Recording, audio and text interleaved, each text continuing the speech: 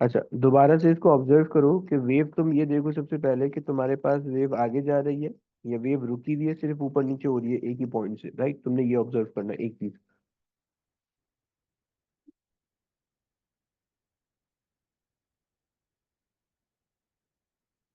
अच्छा, अब दूसरी चीज,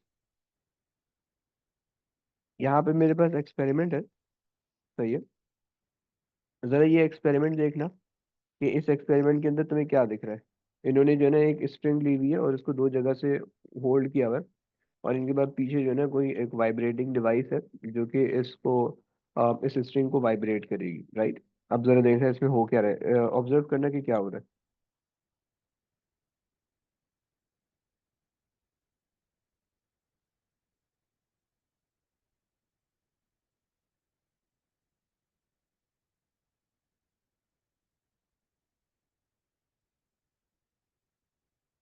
यस, समझ में आ रहा है, दिख रहा है?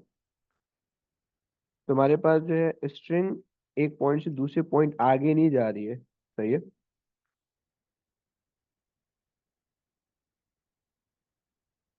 1 2 3 4, 1 2 3, 1 2 1 2 3 एंड 1 2। सही है, दोबारा से देखते हैं, एक दफा दोबारा से प्लीज। देखो, मैं 1 2 3 जो काउंट कर रहा हूँ ना, वो बेसिकली इसके अंदर जो लूप्स बन रहे हैं ना, मैं वो काउंट कर रहा हूँ, राइट? कि कितने लूप बन रहे हैं। तुम जरा देखना कि लूप्स में समझ में आ रहे हैं कि किस तरह से बन रहे हैं। जब इनिशियली स्टार्ट करेगा तो लूप कम होंगे, जब वो तेज स्पीड पे चलाएगा तो लूप ज्यादा होंगे, राइट? फिर जब स्पीड कम करेगा तो लूप कम हो जाएंगे, राइट? इसको जरा गौर करना प्लीज। ये देखो 1 2 3, अब यहाँ पे 4 5 लूप बन रहे हैं, 1 2 3 4 5 6, अभी 6 लूप बन रहे हैं, राइट? ये 6 लूप तुम्हें बनते हुए दिख रहे हैं। अभी नॉर्मली अभी 2 4 6, हाँ, अभी भी 6 लूप ही है, राइट? और अब देखो चेंज हो गया, 1 2 3 4 5 लूप हो रहे हैं, सही है? और अगर अब देखो 1 2 3 4 5, अभी भी 5 लूप है, तो वो स्पीड कम करेगा या ज्यादा करेगा तो उस हिसाब से लूप चेंज होंगे, राइट? 4 लूप हो गए, 1 2 3 4, 4 लूप हो गए, सही है? एंड 2 लूप हो गए, एक और दो, सही है? अच्छा जनाब, अभी 3 लूप चल रहे हैं, 2 लूप हो गए, और 3 लूप हो गए, सही है? 3 लूप विजिबल है, 3 लूप, 2 लूप हो गए, सही है? और चलो ये हो गया, टिकट पूरा हो गया। सही है, समझ में आता है, एक्सपेरिमेंट समझ में आया, दिख रहा था तुम लोग को? वीडियो रुक रुक के तो नहीं चल रही थी, सही चल रही थी? यस, लैग होके तो नहीं चल रही थी वीडियो? नो। ओके। अच्छा, तो सबसे पहले तो मुझे तुम लोग ये बताओ कि स्टैंडिंग वेव को तुम लोगों ने किस तरह से देखा। कुछ कुछ भी बता दो जो तुम्हारे जहन में आ रहा है, कुछ भी बोल दो। तुम गाली मत देना, बस इसके अलावा कुछ भी बोल दो कि तुम्हारे जहन में स्टैंडिंग वेव के बारे में क्या आ रहा है, कि क्या क्या होती है standing wave. And starting with बरिया। बरिया, क्या कहती है स्टैंडिंग वेव के बारे में? सर पार्टिकल एक ही जगह रहता है। ओके, सही है। यही यही समझ आया है। ओके ओके और सर ओके, वेव मूव नहीं कर रही है, वेव बस अप एंड डाउन ऑसिलेट कर रही है, इट्स नॉट मूविंग राइट और लेफ्ट। बेहतरीन हो गया, ओके। दूसरा अब्दुल्ला, आप क्या कहते हो? सर वेव ऊपर नीचे जा रही है, और ऊपर नहीं। जो पहली वीडियो दिखाई थी उसमें मीन पोजीशन पे ज्यादा टाइम पे रुक रही थी बस। ओके, सही है, आपने ऑब्जर्व किया। और कासिम भाई, आप क्या कहते हो? सर बस एक ही पोजीशन पे ऊपर नीचे हो रही थी। परफेक्ट। एंड राबिया, आप बताओ। फिर पार्टी के लिए किस जगह पे था, अप एंड डाउन हो रही थी। ओके, सही। चलो, तुम लोग ने तकरीबन एक जैसी चीजों को ऑब्जर्व किया, राइट? देखो, ये अजीब सा टॉपिक है, मैं इसे थोड़ा सा ना इसको वीडियो से समझाना चाह रहा हूँ, सही है? ये डायरेक्टली नहीं समझ में आता थ्योरी इसकी क्या थ्योरी है, पहले वीडियो से तुम्हें दिखा दिया, सही है? अच्छा वैसे किसी किसी बच्चे ने तुम लोगों में से लूप के बारे में ऑब्जर्व किया कुछ? Anybody anybody? दूसरी वाली जो वीडियो थी उसके अंदर लूप के बारे में तुमने क्या ऑब्जर्व किया कि स्पीड लूप फ्रीक्वेंसी क्या कुछ रिलेट हो रहा था तुम लोग को? यस, कोई भी बच्चा बताया कुछ अगर आ रहा है किसी के ध्यान में। So the loops kept decreasing. Loop decrease हो रहे थे किस किस वजह से? कोई ऑब्जर्व हो रहा था कि क्या हो रहा है, लूप डिक्रीज हो रही है, कोई वजह? वो फ्रीक्वेंसी बढ़ रही थी। फ्रीक्वेंसी बढ़ रही थी। Okay, so you are saying frequency बढ़ रही थी, लूप डिक्रीज होंगे। डोंट यू थिंक के फ्रीक्वेंसी नहीं वेवलेंथ बढ़ रही थी? क्योंकि लूप, नंबर ऑफ लूप अगर बढ़ रहे हैं, अगर आप दोबारा से आ जाओ, दोबारा से देखते हैं वीडियो, लूप पे गौर करना प्लीज।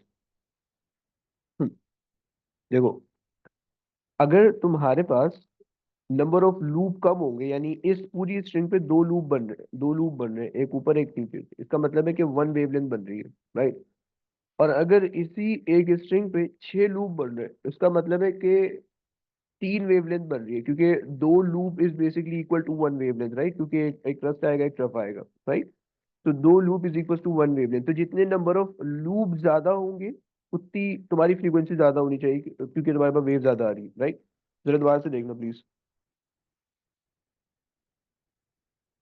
बरीरा देख रही हो ना? जी।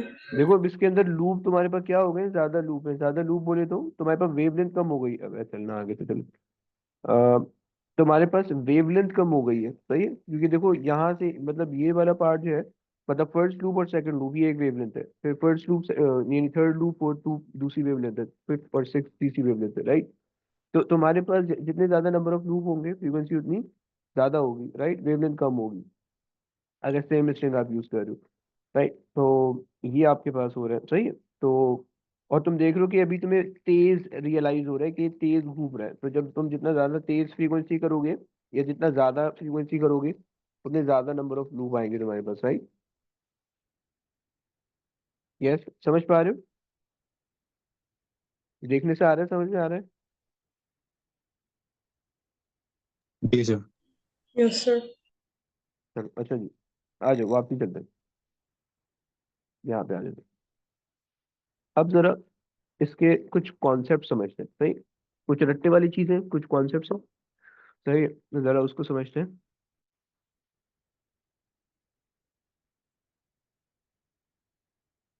तो इसके अंदर हम कहते हैं कि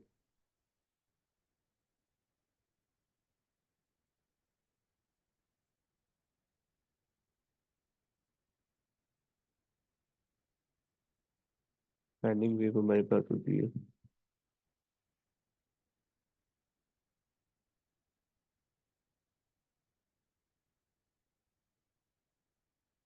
सही है? हम कहते हैं कि भाई wave in which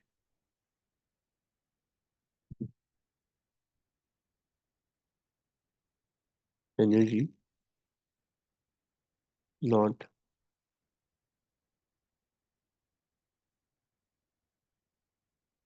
transfer,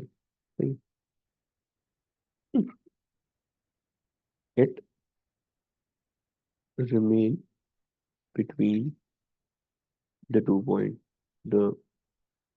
two point.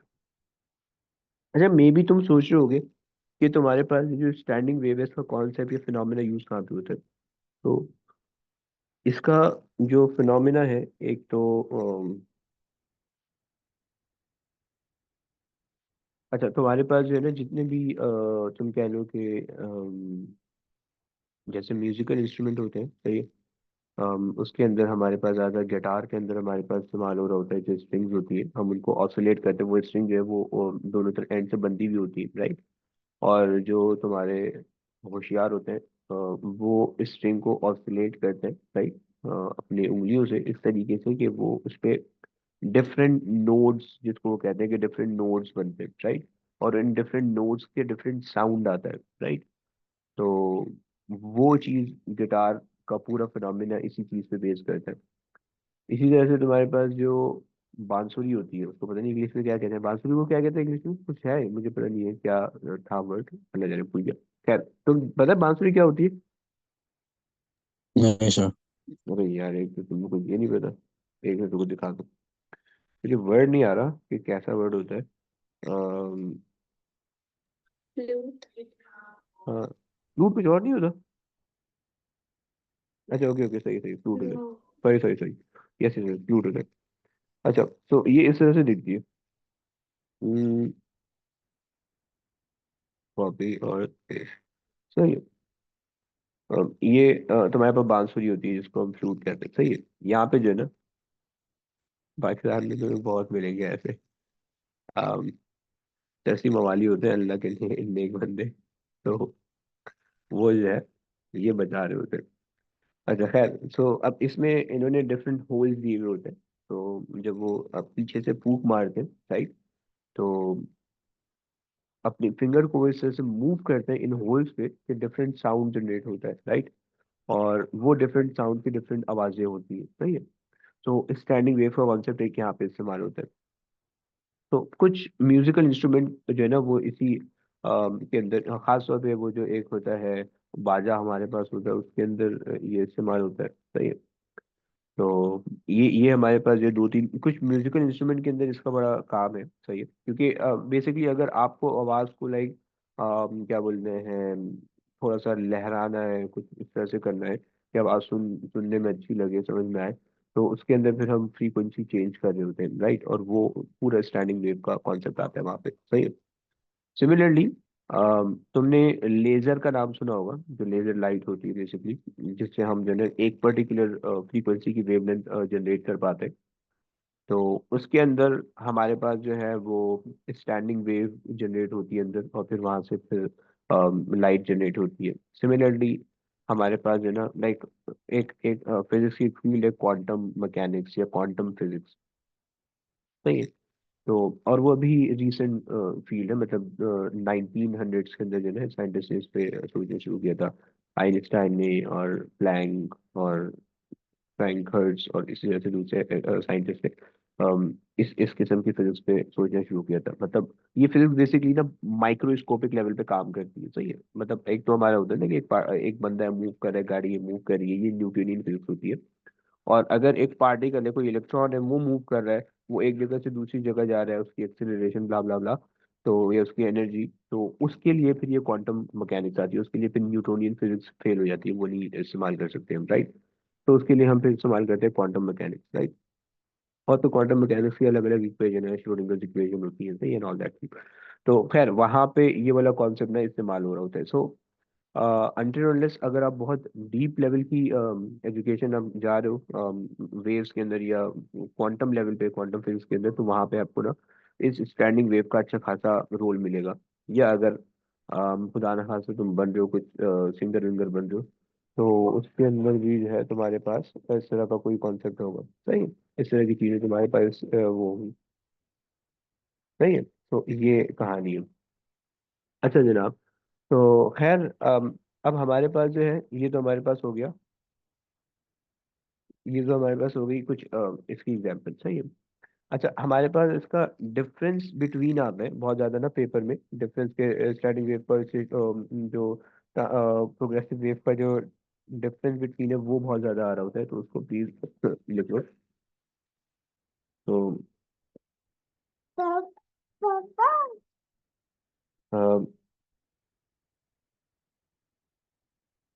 तो प्रोग्रेसिव वेव,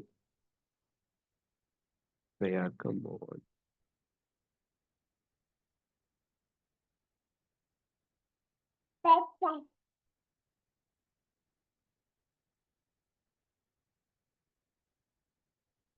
यार ये मेरा पेन क्यों नहीं चार्ज हो रहा?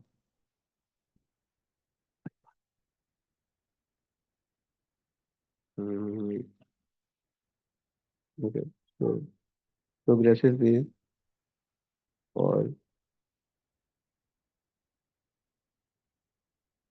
स्टेशनरी वेव, सही।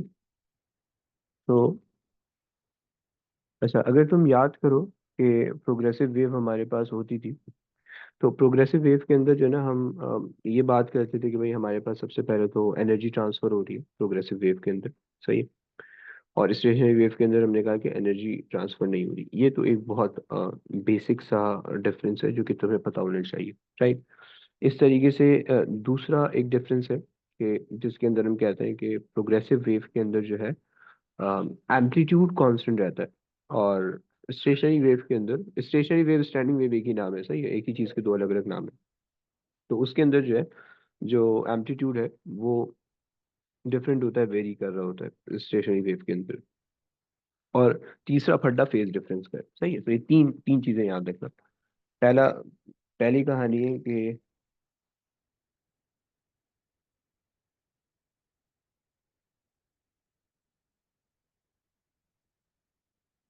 एनर्जी ट्रांसफर होती है, यार का मौन हो जाना यार।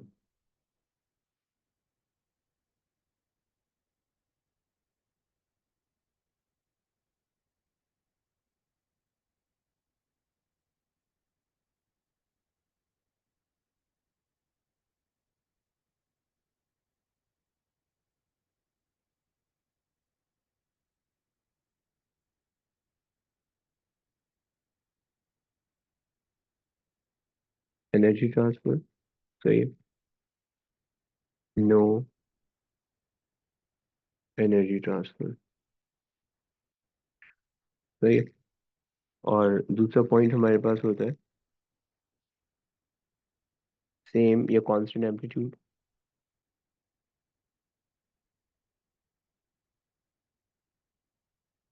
राइट। और यहाँ पे वेरिंग एम्पलीट्यूड, राइट। और तीसरा पॉइंट हमारे पास आता है कि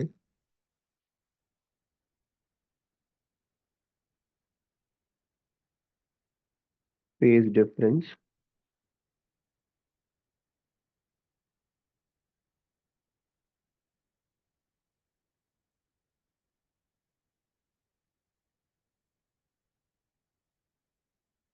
डिफरेंस बिटवीन टू कंसेक्यूटिव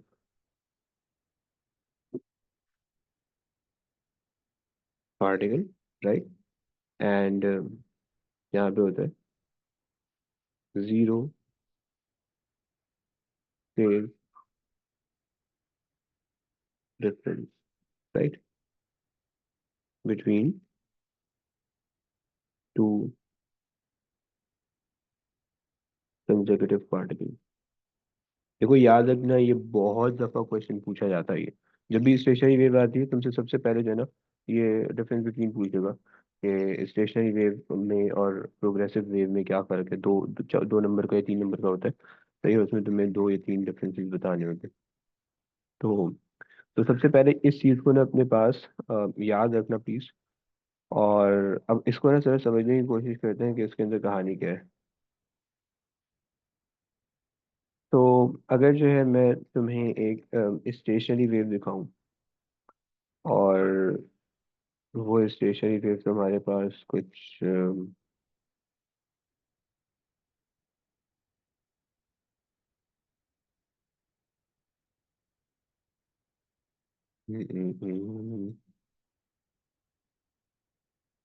अच्छा जी, तो लेट्स से कि हम कोई एक जनरलाइज ले लेते, ये ले लेते हैं।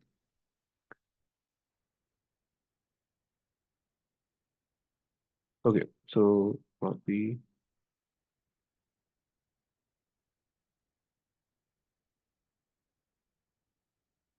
सही है। सो ये मेरे पास आ गई एक स्टेशनरी वेव, राइट। अच्छा, और अगर मेरे पास एक प्रोग्रेसिव वेव हो, तो प्रोग्रेसिव वेव मुझे जनरली बिल्कुल एक नॉर्मल तरीके की दिखेगी, लाइक दैट,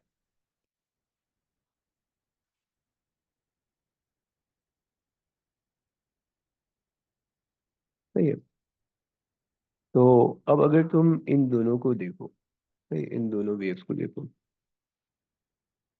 तो तुम्हारे पास और इसके अंदर ना इसके अगर हम पॉइंट अप्लाई करें तो एक तो एनर्जी ट्रांसफर है, वो तो बिल्कुल सीधी सीधी चीजें समझ में आता है कि भाई एक जगह से दूसरी जगह जा रहा है, एनर्जी ट्रांसफर हो रही है।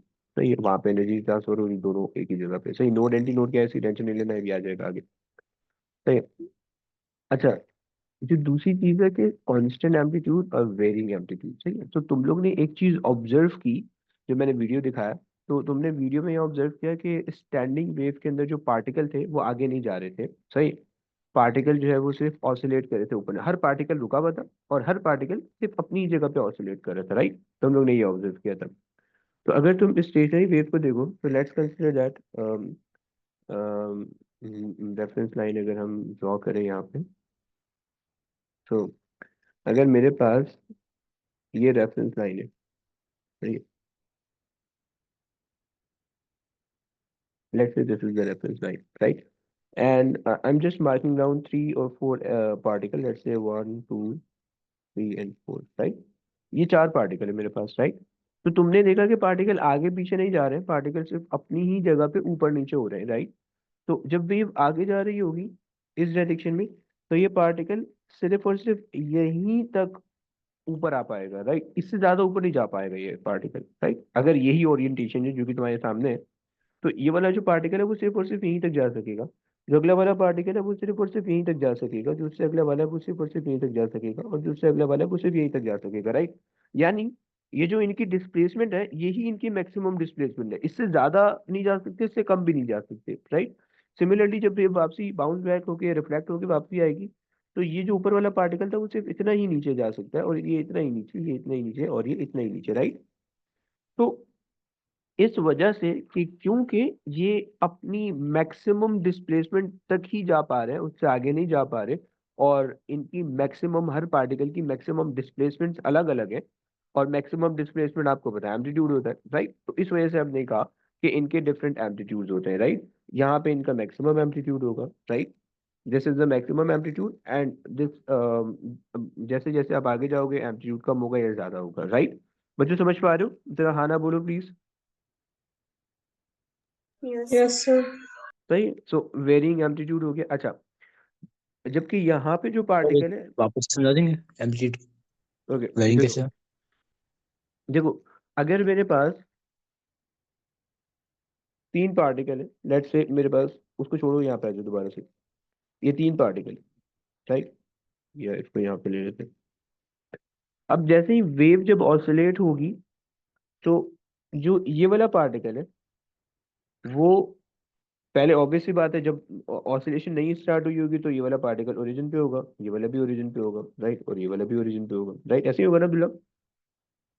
जी सर। जैसे ही ऑसिलेशन आएगी, तो ये सिर्फ और सिर्फ यहीं तक जा सकेगा, राइट? ये सिर्फ और सिर्फ यहीं तक जा सकेगा, ये सिर्फ और सिर्फ यहीं तक जा सकेगा, राइट? मतलब इनकी जो मैक्सिमम डिस्प्लेसमेंट होगी वो यहीं तक होगी, मतलब जिसकी मैक्सिमम डिस्प्लेसमेंट सबसे बड़ी होगी वो सबसे बड़ी होगी, किसी की मैक्सिमम डिस्प्लेसमेंट छोटी होगी, किसी की मैक्सिमम डिस्प्लेसमेंट उससे ज्यादा बड़ी होगी, डिफरेंट मैक्सिमम डिस्प्लेसमेंट, राइट? और जो मैक्सिमम डिस्प्लेस मैक्सिमम डिस्प्लेसमेंट होती है वो एम्पलीट्यूड होता है, राइट? तो इसका मतलब है इसका मतलब है कि ये वाला पार्टिकल भी अपने एम्पलीट्यूड पे खड़ा है, ये वाला पार्टिकल भी अपने एम्पलीट्यूड पे खड़ा है, और ये वाला पार्टिकल भी अपने एम्पलीट्यूड पे खड़ा है। समझ लो भाई? Okay sir. अच्छा जनाब, तो ये हमारे पास कहानी है। तो ये हो गई, दूसरी चीज हो गई। अच्छा, तीसरी चीज के लिए जरा रिजॉइन करो, उसके बाद हम तीसरी चीज समझते हैं। अब जरा तीसरा पॉइंट समझो। हमने कहा कि phase difference between the two consecutive particles, अगर प्रोग्रेसिव वेव होगी तो there must be some sort of phase difference, right? Phase difference हमें पता है एंगल का डिफरेंस होता है। यानी अगर लेट्स से कि मेरे पास एक पार्टिकल है वो इस पॉइंट पे, तो एक पार्टिकल है वो इस पॉइंट पे, लेट्स से कि these are the two consecutive particle, बीच में कुछ भी नहीं है, ऑल्दो ऐसे नहीं होगा, बहुत क्लोज क्लोज हो गए, समझाने के लिए बोल रहा हूँ। तो जाहिर बात है कि ये जो इसका जो फेज डिफरेंस आएगा वो आएगा, सिर्फ छोटा सा आएगा, राइट? और इसका जो फेज डिफरेंस आएगा वो ज्यादा, फेज जो आएगा, एंगल जो आएगा, सही, क्योंकि एंगल तो कॉन्सेप्ट ये था कि अगर हम एक इंडिविजुअल पार्टिकल है, लेट्स से मेरे पास ये वेव है और मेरे पास ये दो पार्टिकल है, तो इन दो पार्टिकल के पहले मैं एंगल निकाल रहा हूँ with respect to origin, right, कि ओरिजिन से कितने दूर है इन टर्म ऑफ एंगल, क्योंकि तुम्हें पता है एक वेव जो है अगर तुम उसको एक पूरे कंप्लीट सर्कल के अंदर भी रख सकते हो, and circle contain 360 degrees, right, तो एक पूरी wave is also contain 360 degrees from the origin, right. तो ओरिजिन से जो पार्टिकल जितना जितना दूर दूर जाता रहेगा वैसे वैसे उसकी उसके एंगल या उसके फेज इंक्रीज होते रहेंगे, राइट। तो इस पार्टिकल का फेज लेट्स से 50 डिग्रीज है, इस पार्टिकल का फेज लेट्स से 120 ले लेते हैं, राइट। अब ये दोनों के फेज आ रहे हैं, फेज डिफरेंस निकालूंगा तो 120 माइनस 50 कर दूंगा, राइट। तो इसी तरीके से जो है ना, अगर मेरे पास ये दो कंजर्वेटिव पार्टिकल हैं तो इस पार्टिकल का फेज लेट्स से 45 हम मान लेते हैं, इसका हम मान लेते हैं 50, राइट, फ्रॉम द ओरिजिन, के ओरिजिन से इतने डिग्री पे है ये, दूसरा वाला ओरिजिन से उतने डिग्री पे, राइट। और अगर हम दोनों को सब्ट्रैक्ट करेंगे तो 5 डिग्री का चेंज आएगा, right. So there is a phase difference. और ये फेज डिफरेंस क्यों आ रहा है? क्योंकि हर पार्टिकल को ऑसिलेट होके अपने मैक्सिमम पोजीशन पे जाना है, राइट। क्योंकि ये वाला जो पार्टिकल है जो मैंने दो पर्पल से मार्क किए, they are not at their maximum height और they are not at their amplitude, right. ये अभी अपने डिस्प्लेसमेंट पे है, जैसे जैसे वेव प्रोग्रेस करेगी वैसे वैसे ये ऊपर जाएंगे, राइट, और एम्पलीट्यूड पे आएंगे, right. And that is why इन दोनों में फेज डिफरेंस है, राइट, क्योंकि इनकी ऑसिलेशन डिफरेंट है। क्योंकि तुम्हें पता है सिंपल सा कॉन्सेप्ट है, अगर तुम कोई चीज ऊपर फेंकते हो तो जब वो अपनी मैक्सिमम हाइट पे होती है तो जीरो वेलोसिटी पे होती है, राइट। और अगर मैक्सिमम हाइट के करीब होती है तो उसकी वेलोसिटी कम होती है एज कम्पेयर टू अगर तुमने किसी चीज को नीचे से फेंका है। मतलब ऐसे समझो कि तुमने एक बॉल है, उसको थ्रो किया और वो ये उसकी मैक्सिमम हाइट पहुंची, राइट। सो इस मैक्सिमम हाइट पे उसकी जो वेलोसिटी होगी वो जीरो होगी। मैक्सिमम हाइट से करीब जो उसकी वेलोसिटी होगी अप्रोक्सीमेटली अराउंड जीरो के आसपास होगी, लेकिन यहाँ पे जो वेलोसिटी होगी that would be greater than like और close to the initial value, right. तो सिमिलरली यहाँ पे भी यही कहानी है कि ये जो पार्टिकल है इसकी ज्यादा वेलोसिटी होगी, इसकी कम वेलोसिटी होगी, इसकी जीरो वेलोसिटी होगी, सही है, क्योंकि पार्टिकल ऑसिलेट कर रहा है, एम्पलीट्यूड आ जाएगा, जीरो वेलोसिटी हो जाएगी, राइट। तो इस वजह से, लेकिन ऑन दी अदर हैंड जब आपके पास स्टेशनरी वेव आती है तो सारे के सारे पार्टिकल जो है एट द सेम टाइम अपने एम्पलीट्यूड्स पे, right, which mean they are at their maximum height, right. यानी their direction of oscillation are same, right. सारे के सारे एक ही दफा में ऊपर जा रहे हैं, सारे के सारे एक ही दफा में नीचे आ रहे हैं, राइट। ऐसा नहीं हो रहा कोई आधा ऊपर जा रहा है, कोई पौना ऊपर जा रहा है, कोई सवा ऊपर जा रहा है, ऐसा नहीं हो रहा, सारे के सारे एक ही दफा में ऊपर जा रहे हैं, इत्तेफाक यूनिटी के साथ चल रहे हैं, राइट। अब चूंकि सारों की डायरेक्शन एक ही है और एक ही दफा में वो मैक्सिमम हाइट पे पहुंच रहे हैं और एक ही दफा में मीन पोजीशन पे आ रहे हैं और एक ही दफा में नेगेटिव मैक्सिमम जा रहे हैं तो इस वजह से अगर मैं अगर मैं इस पार्टिकल का इस पार्टिकल का इस पार्टिकल का इस पार्टिकल का या इन तीनों पार्टिकल का मैं फेज डिफरेंस निकालूंगा तो मुझे जीरो का फेज डिफरेंस मिलेगा। समझ पा रहे हो? यस। तो ये हमारे पास जीरो के फेज डिफरेंस की कहानी हो गई, सही है। हाँ, अगर आप लूप चेंज करोगे, अगर आप एक लूप ये वाला हो जाएगा, एक लूप ये वाला हो जाएगा, राइट। तो अब इन दोनों लूप के अंदर जो है वो पाए का फेज डिफरेंस होगा, यानी 180 का, राइट। इसको प्लीज याद रखना, एक नंबर में क्वेश्चन आता है और बच्चा कंफ्यूज हो जाता है, सही है। वो पूरा फॉर्मूला लगा के उसको सॉल्व करने की कोशिश करता है, सॉल्व नहीं होगा ये, डायरेक्ट तुमने लिखना है, राइट। अगर तुम्हारे पास विद इन द लूप है तो जीरो का फेज डिफरेंस है, और अगर तुम्हारे पास जो है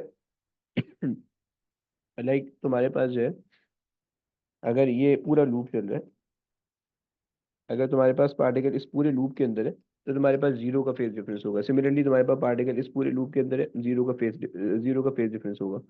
यानी दो पार्टिकल तुम्हारे पास किसी भी सेम, ये दो पॉइंट उसने मेंशन कर दिया, वो किसी भी सेम लूप के अंदर है, जीरो का फेज डिफरेंस होगा। डिफरेंट लूप के अंदर है, पाए पाए का फेज डिफरेंस होगा, सही है। तो particle in the same loop, तो ये हमारे पास होगा जीरो का फेज डिफरेंस, तो phase difference of zero, right. और particles in the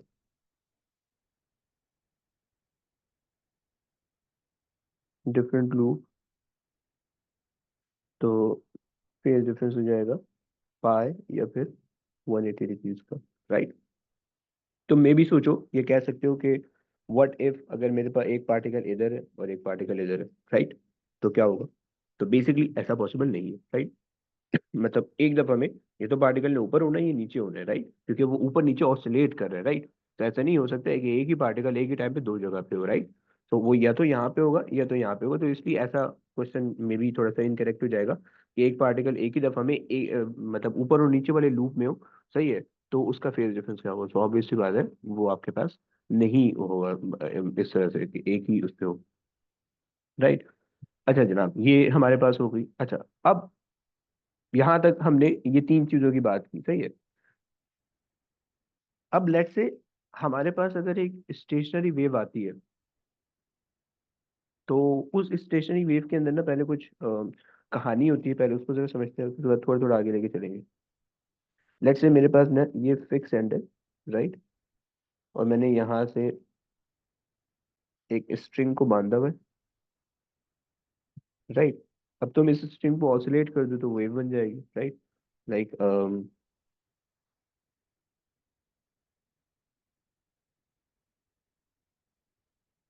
सही है, तो हम ना इसको यहाँ पर दे देते हैं, ओके। तो लेट्स से कि मेरे पास, मैंने जब इसको ऑसिलेट किया, तो मैं स्टैंडिंग वेव घर पे बना सकते हो, सही।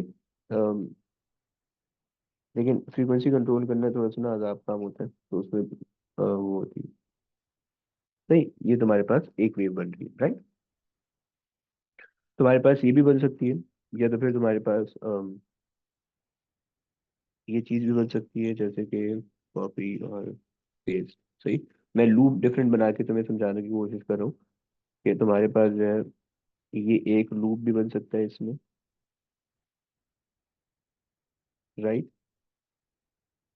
एंड प्लीज रिमेंबर दैट कि एक लूप जो है is basically half the wavelength, right. और दो लूप जो है वो पूरी एक फुल वेवलेंथ बन रही है, राइट। एंड इसी तरीके से तुम्हारे पास तीन लूप भी बन सकते हैं, सही है। तो अगर तुम तीन लूप को लेके बात कर रहे हो, तो तीन लूप पे तुम्हारे पास, और मैं तुम्हें ये भी बता चुका हूँ कि लूप हम किस तरह से चेंज कर सकते हैं। लूप जो है वो हम फ्रीक्वेंसी को चेंज करके चेंज कर सकते हैं, राइट, राइट। सो ये तीन लूप एंड सो ऑन, सही। अच्छा, सो तुम्हें पता है कि पार्टिकल जो है वो, ये जो पॉइंट होगा, जो क्लोज पॉइंट में दिख रहा है, सही है, क्लोज एंड, ये तुम्हारे पास होगा नोड, राइट। ये भी तुम्हारे पास क्लोज एंड है, इसको भी हम कहेंगे नोड, राइट। सिमिलरली यहाँ पे भी और वहां पे भी, राइट। अच्छा जी, और ये जो बीच वाला जो एंड है, मतलब जहाँ पे मैक्सिमम एम्पलीट्यूड में दिख रहा है, ये होगा एंटी नोड, एंटी नोड, सही है। अच्छा, ये मत कहना प्लीज कि यहाँ पे एक एंटी नोड है, यहाँ पे एक एंटी नोड है, तो इसको तुमने दो काउंट किया, नहीं। एंटी नोड सिर्फ ये एक बीच में होगा, मतलब ये इन दोनों का एक ही एंटी नोड कंसिडर होगा, राइट।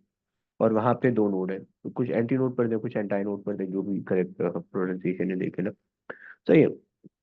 अच्छा, सिमिलरली अगर मैं दूसरी वाली वेव की बात करूँ, तो यहाँ पे तुम्हारे पास, अच्छा अगर मैं इसको ओवरलैप करूँ, तो वेव ओवरलैप इस तरह से होगी,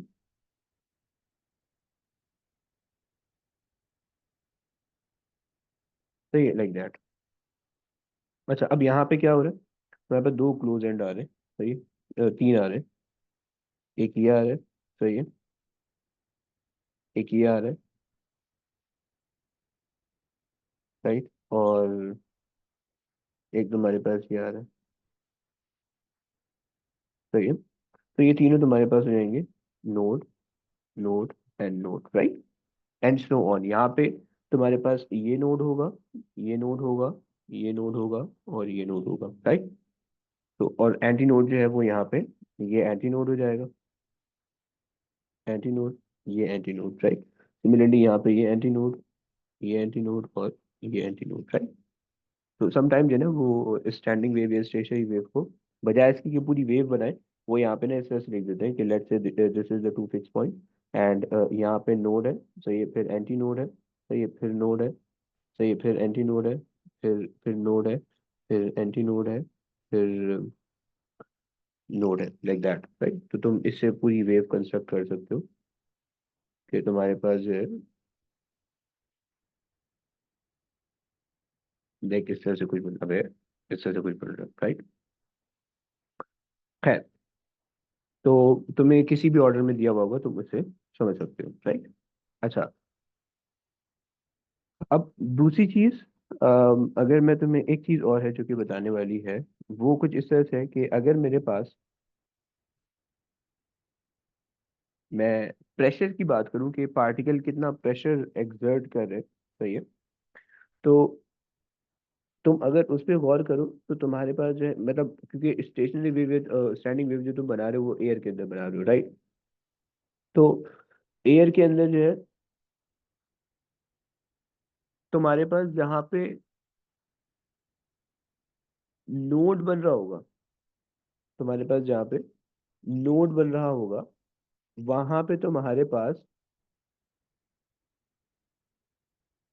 अच्छा अगर तुम सोचो कि नोड बनते वक्त पार्टिकल बहुत तेजी से मूव करेंगे, राइट, क्योंकि नोड है तो उन्होंने फिर आगे उन्होंने ऊपर ऑसिलेट होकर एंटी नोड बनाना है, सही है। तो जब वो नोड पे होंगे तो नोड पे तुम्हारे पास जो है वो मैक्सिमम प्रेशर पॉइंट होगा और एंटी नोड पे तुम्हारे पास मिनिमम प्रेशर पॉइंट होगा, right, in term of air की अगर हम बात करें तो समझो। जैसे हमने कहा कि यहाँ पे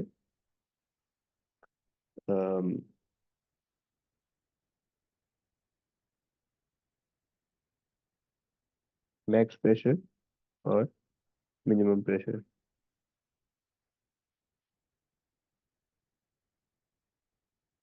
सही है। तो ये तुम कंप्रेशन की टर्म में सोच सकते हो कि कंप्रेशन इसकी उल्टी हिसाब से होगी, बल्कि कि तुम्हारे पास एयर जो होगी इस पॉइंट पे यानी नोड वाले पॉइंट पे वो एक्सपैंडेड फॉर्म में होगी, लेकिन जब वो एंटी नोड आएगा तो जाहिर बात है एयर दूर दूर चली जाएगी, तो वो कंप्रेस हो जाएगी, right.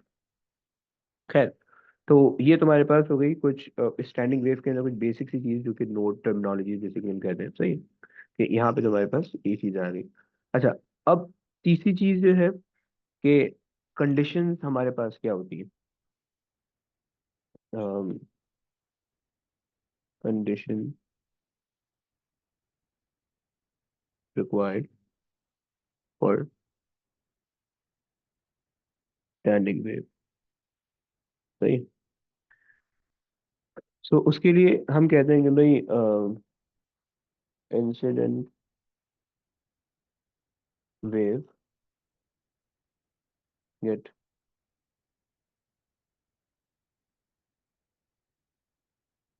Reflected and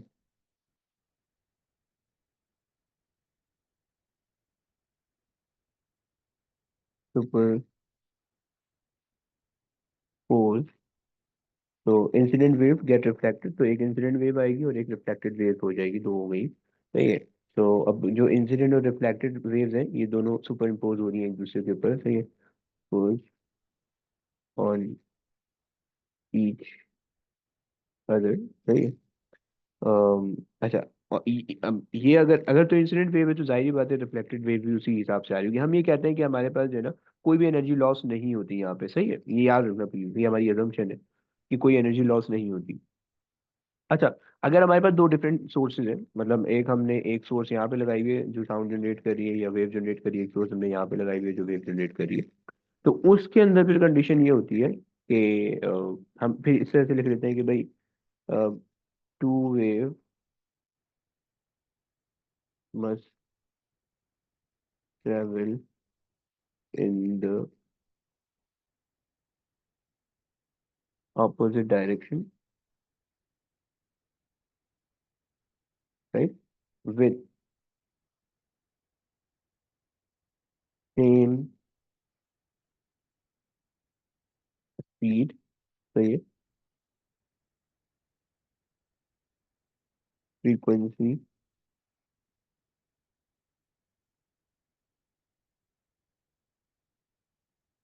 wavelength frequency के अंदर टाइम पीरियड भी आ जाएगा, राइट, वेवलेंथ, एंड चौथी चीज एम्पलीट्यूड।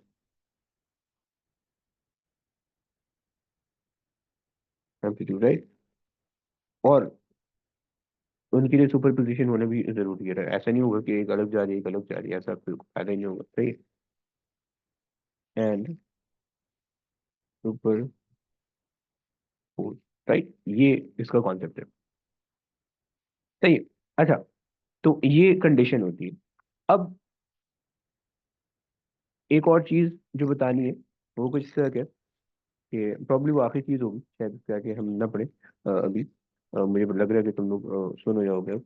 तो बस ये आखिरी चीज है, इसको समझना थोड़ी सी इंपॉर्टेंट है, एक एक दो दो नंबर में आती है लेकिन समझ नहीं आती है। सो लेट्स से मेरे पास जो है ना, ये एक वेव है, सही है, ये दो पॉइंट है, यहाँ पे मैंने वेव जनरेट की है, सही है। और जो वेव मैंने जनरेट की है वो लेट्स से कि भाई इस तरह की है,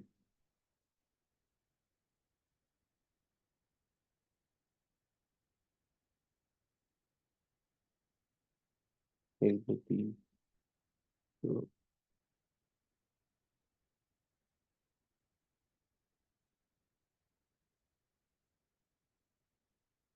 सही। तो ये जो है लेट्स से इस तरह की वेव आ रही है, सही। इस वेव की मैंने तुम्हें फ्रीक्वेंसी दे दी है 50 हर्ट्ज, सही है। अच्छा जनाब, मुझे इसका टाइम पीरियड निकाल देगा कोई बच्चा? 50 हर्ट्ज का टाइम पीरियड कितना बनेगा? Anybody, anybody, somebody? 1/, आंसर करो, 1/50 करो, क्या आएगा? 0.02। Perfect, okay fine. तो 0.02, हम यानी 20 मिली सेकेंड,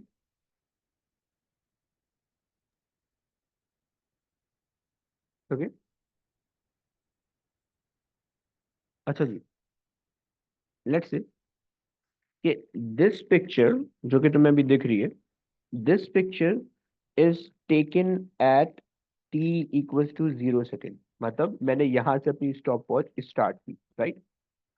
तो this picture is taken at t, अच्छा मैं ना इसको थोड़ा सा और सिंप्लीफाई कर देता हूँ ताकि मैं तुम लोग को समझा पाऊँ। मैंने ये वेव सिर्फ एक ही लूप की बना रहा हूँ, एक से जाएगी, रिफ्लेक्ट होकर वापसी आएगी, सही, एक ही। एंड ये जो है 20 मिली सेकेंड की आ रही है, राइट। अच्छा, अब ये जो है सिर्फ t = 0 सेकेंड पे ये पिक्चर खींची गई है, राइट। तो अगर तुम देखो कि 20 मिली सेकेंड का टाइम है, तो इसका मतलब है कि जो पार्टिकल, मैं तीन पार्टिकल मार्क कर रहा हूँ, एक ये पार्टिकल, एक ये पार्टिकल, एक ये पार्टिकल, राइट। ये अभी पार्टिकल यहाँ पे एट t = 20, राइट। अगर मैं इस 20 मिली सेकेंड के 4 क्वार्टर बनाऊं, यानी t = 4 millisecond, right, t = 8 millisecond, right, t = 12 millisecond, and t अच्छा सॉरी, चार बनाने ना, तो 5, 10, 15 और 20, राइट, 30 मिली सेकेंड, राइट। तो these are the 4 quarter, right. अब देखो, जब पहले 5 सेकंड गुजरेंगे, पहले 5 सेकंड का मतलब है कि quarter of the wave passes, right. तो क्वार्टर ऑफ द वेव पास होने का मतलब क्या है, ये चलो पहले एक एक इस तरह से समझो, क्वार्टर को छोड़ो। अगर मेरे पास 20 मिली सेकेंड का टाइम पीरियड है, एंड दिस जो कि अभी तुम्हें दिख रहा है स्क्रीन पे, this is at time t = 0, right. तो अगर मैं तुमसे बोलूं कि आफ्टर, मतलब ये जो टाइम है t = 0, इसके बाद अगर मेरे पास t = 20 मिली सेकेंड गुजर जाए, तो तुम्हें वेव किस तरह से दिखेगी? यस, कोई बच्चा बताएगा? अब्दुल्ला बताओगे कि वेव किस तरह से दिखेगी 20 मिली सेकेंड गुजरने के बाद? सर वही उसी पोजीशन पे। उसी पोजीशन पे, परफेक्ट। तो इसका मतलब है जो बोल्ड लाइन बनी हुई है ब्लू कलर से, वो दिखेगी आपको, राइट। जी सर। ओके, अगर कासिम, मैं अगर आपसे पूछूं कि व्हाट अबाउट के t = 40 मिली सेकेंड पे क्या दिखेगा, आप क्या बताओगे? क्विक। सर नहीं पता। अबे सेम दिखेगी ना, देखो 20 मिली सेकंड का मतलब है एक टाइम पीरियड गुजरा, एक टाइम मतलब वेव ने एग्जैक्टली अपने आप को ऑसिलेट करके वापसी अपनी पोजीशन पे आ गई 20 मिली सेकंड पे, राइट। 40 मिली सेकंड पे वेव ऑसिलेट हुई एक दफा, फिर दोबारा से ऑसिलेट हुई और अपनी स्टार्टिंग पॉइंट पे आ गई, right. Starting point board line से शो की हुई है, राइट। क्लियर हो गया कासिम, क्लियर हो गया? जी सर। परफेक्ट। अच्छा जी, ये हमारे पास हो गई। अगर मैं तुमसे पूछूं कि तुमने तो बता दी 20 पे ये होगा, व्हाट इफ वेव जो है अगर t इक्वल्स टू 10 सेकेंड पे मैं तुमसे पूछूं, 10 मिली सेकेंड पे, तो राबिया मुझे बताओगी कि ये जो पिक्चर तुम्हें दिख रही है, जब वेव 10 मिली सेकेंड पे होगी तो कहाँ पे होगी? Opposite direction. Sorry, Opposite direction. नीचे ऑपोजिट दिखेगा। डायरेक्शन। ओके, सो आपने बोला कि जब जो है 10 मिली सेकेंड गुजरेंगे तो 10 मिली सेकेंड के अंदर मैं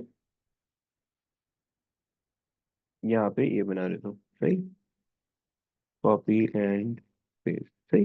तो आपने कहा कि जो है ना 10 मिली सेकेंड पे मुझे ये दिखेगा सिर्फ, ऐसे ही बोल रही हो ना? परफेक्ट, सही है। अच्छा जी,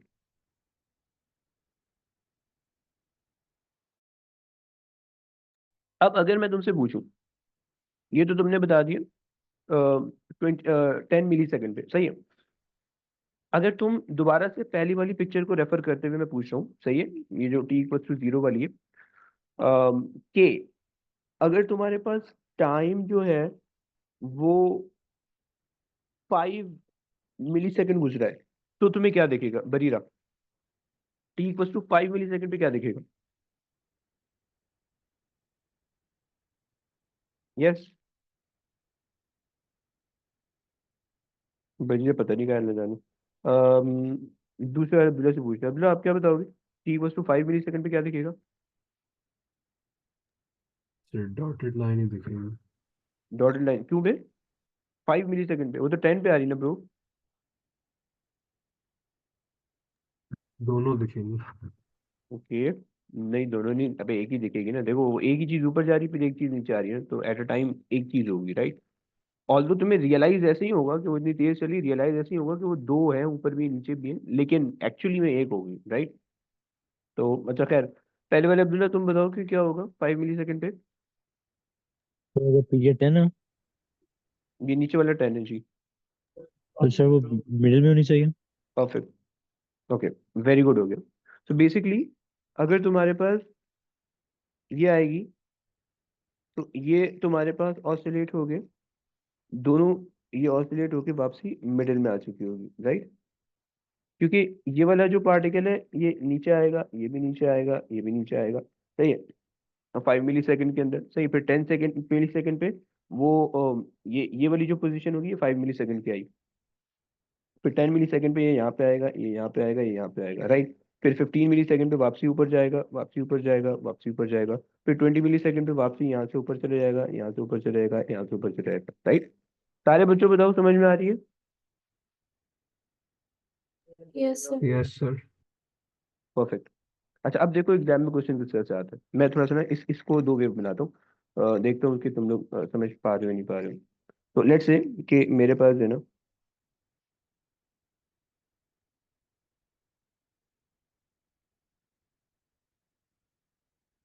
ये मेरे पास दो पॉइंट है, सही, और मैंने ना इनके बीच में वेव जनरेट की,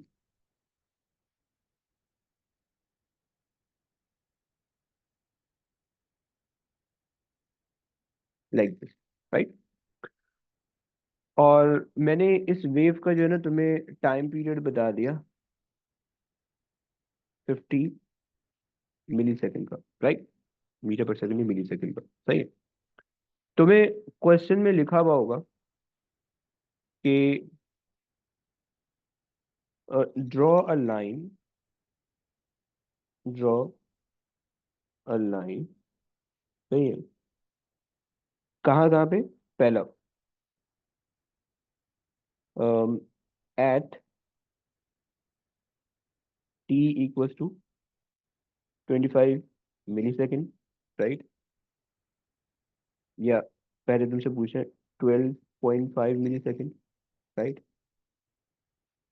दूसरा 25 मिली सेकेंड, 25 मिली सेकेंड, राइट। तीसरा तुमसे मैं पूछ रहा हूँ, ये थोड़ा सा मैं कंफ्यूज करके देता हूँ। Let's just consider that this time is T nought, right. तो the third line you have to draw is at T not plus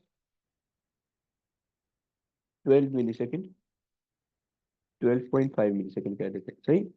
So you have to draw the third line at t naught plus 12.5 millisecond, and the fourth line is t naught plus 25 millisecond। भाई आखिरी चीज है, ये चार चीजें बन जाएगी, class and कर लेंगे, सही है। और वो तुमसे बोल देगा कि इनको ए बी सी डी या क्यू आर एस टी कोई भी नाम दे दो, राइट। चलो मैं तुम लोग से पूछूंगा, तुम लोग ने बताना है, सही है। सबसे पहले पूछ रहा हूँ दूसरे वाले अब्दुल्ला से। अब्दुल्ला मुझे बताओगे कि 12.5 पे कितना आएगा, क्या बनेगा।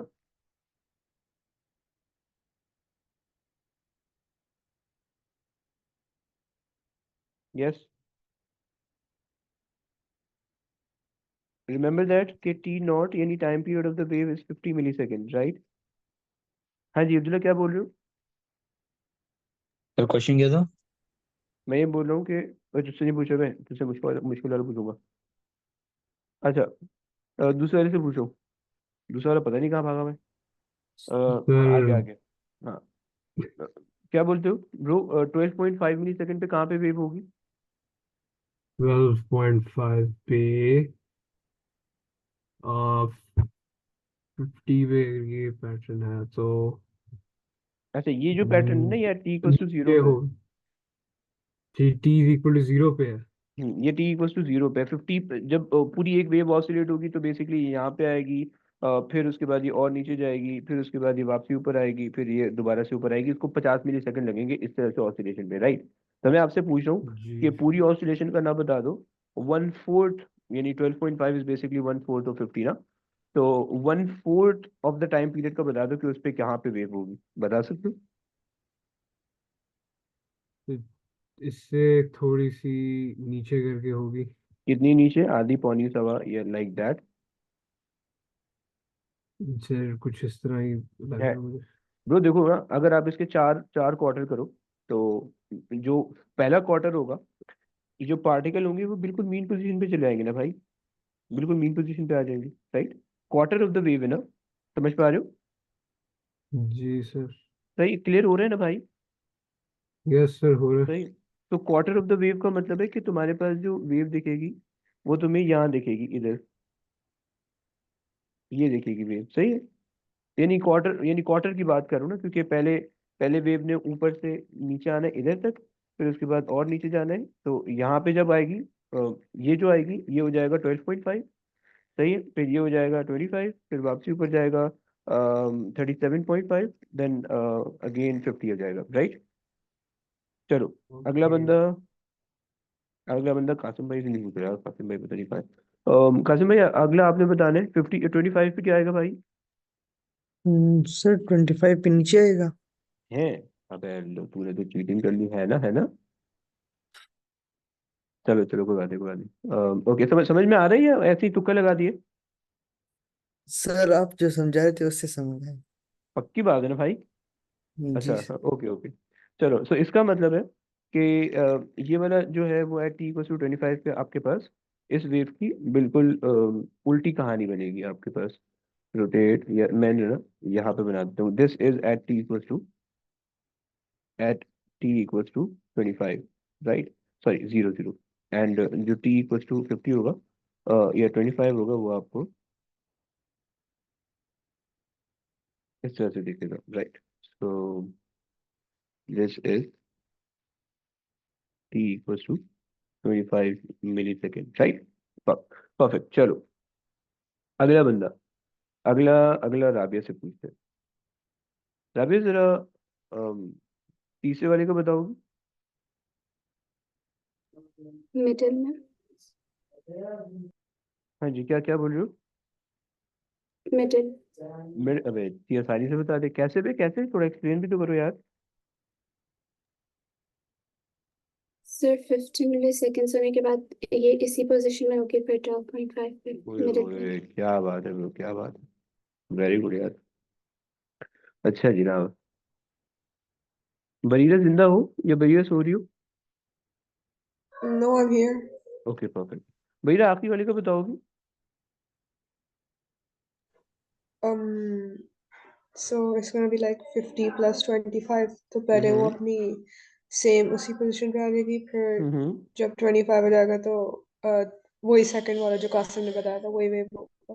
ओए ओए यार, तुम लोग तो चीता हो गए हो, बेहतरीन बता दिया यार। Like that, right. Yes, like that. इन दोनों में बस सिर्फ फर्क इतना होगा कि ये आधी ऑसिलेशन के बाद है और ये डेढ़ ऑसिलेशन के बाद है, right. So this is the only difference, right. Although जो तुम्हें लाइक फील नहीं होगा, दिखेगा नहीं, वो तुम्हें सिर्फ कैलकुलेशन से पता चलेगा। अच्छा जी, आज अब जो तुम्हारे लिए अलग ही क्वेश्चन है, मेरे दिमाग में अलग ही खुराफात चल रही थी। ये ये क्वेश्चन है, T equals to T not plus T naught over 8। अच्छा जी, आई हो जाएगा वैसे, इतना अजीब सा नहीं है। ओके, क्या कहते हो अब्दुल्ला? सर सॉल्व भी कर सकता हूँ, अबे कोशिश सॉल्व नहीं करने की। करना, अबे अबे सॉल्व नहीं करना, अबे ऐसे ही बताना है। सर वो एलसीएम नहीं निकलेगा? नहीं अच्छा चलो निकाल लेते। तो एलसीएम, एलसीएम के बगैर भी होता है यार, सिंपल से तो था। ये 8 9 9 T0/8, ये हो गया। क्या किया जाएगा फिर? सर पता नहीं। अबे यार नहीं कर यार, है हो जाएगा आराम से।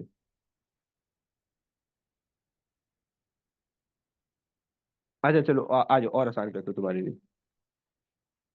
देखो, पिछले वालों में जरा देखो, देख रहे हो ना भाई, हो भाग गए हो?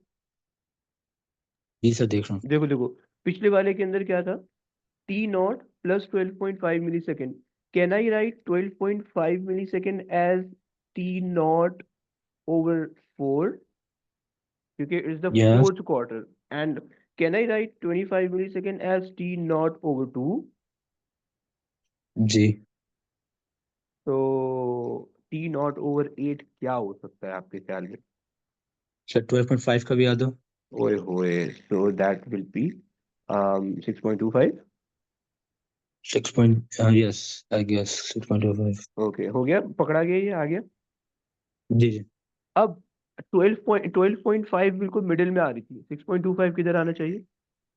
सर वो मीन और वेव के मिडिल में। ओए होए, वेरी गुड हो गया,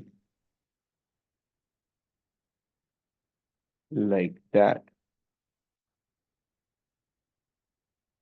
क्लियर ना? समझ में आता है भाई? कोई जी मसला सर। किसी को? तो ये तो चीज थी, अभी हमने ये लाइनें बनाना सीख ली है, सही है, कि किस तरह से ये लाइनें बनेगी, सही है। अब इंशाल्लाह अगली क्लास में जो है वो हम फिर इसके अभी हमने जो है सिर्फ ऑसिलेशन को समझाएंगे, किस तरह से ऑसिलेशन होगी। अगली क्लास में हमने फिर इंशाल्लाह इसके हार्मोनिक समझने कि जो लूप बेसिकली बन रहे थे उनका क्या रिलेशन है आपस में, फ्रीक्वेंसी का वेलोसिटी का क्या रिलेशन है, कि लूप स्पीड के बढ़ने से लूप कैसे बढ़ रहे, सही है, और वो सारी चीजें हमने समझी, सही है। तो चले जनाब, बस अब आज की क्लास यहीं तक रखते हैं, बाकी इंशाल्लाह अगली क्लास में देखेंगे।